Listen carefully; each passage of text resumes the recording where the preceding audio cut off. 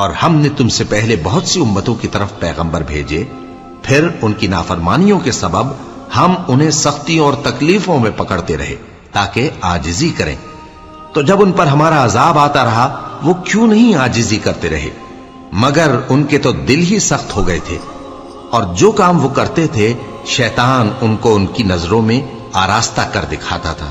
پھر جب انہوں نے اس نصیحت کو جو ان کو کی گئی تھی فراموش کر دیا تو ہم نے ان پر ہر چیز کے دروازے کھول دیے، یہاں تک کہ جب ان چیزوں سے جو ان کو دی گئی تھی خوب خوش ہو گئے تو ہم نے ان کو ناگہاں پکڑ لیا، اور وہ اس وقت مایوس ہو کر رہ گئے۔ غرض ظالم لوگوں کی جڑ کاٹ دی گئی، اور سب تعریف اللہ رب العالمین ہی کے لیے ہے۔ ان کافروں سے کہو کہ بھلا دیکھو تو اگر اللہ تمہارے کان اور آنکھیں چھین لے اور تمہارے دلوں پر مہر لگا دے تو اللہ کے سوا کون سا معبود ہے جو تمہیں یہ نعمتیں پھر بخشے؟ دیکھو ہم کس کس طرح اپنی آیتیں بیان کرتے ہیں، پھر بھی یہ لوگ روگردانی کیے جاتی ہیں۔ کہو کہ بھلا بتاؤ تو اگر تم پر اللہ کا عذاب بے خبری میں یا خبر آنے کے بعد آئے تو کیا ظالم لوگوں کے سوا کوئی اور بھی ہلاک ہوگا؟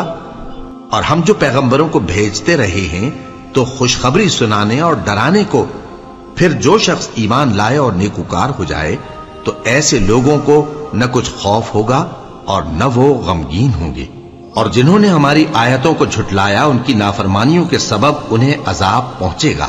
کہہ دو کہ میں تم سے یہ نہیں کہتا کہ میرے پاس اللہ تعالیٰ کے خزانے ہیں، اور نہ یہ کہ میں غیب جانتا ہوں، اور نہ تم سے یہ کہتا ہوں کہ میں فرشتہ ہوں۔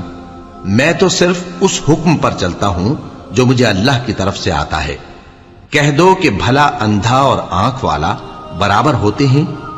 تو پھر تم غور کیوں نہیں کرتے؟